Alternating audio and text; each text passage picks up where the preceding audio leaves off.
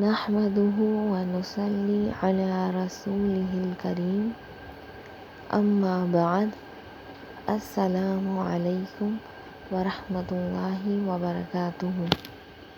آج ہم مجلس کے اختتام کی دعا سیکھیں گے۔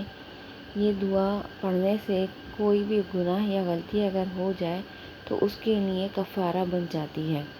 دعا یہ ہے: سبحانک اللہم وبحمدک اشہد ان لا الہ الا انت استغفرک واتوب الیک۔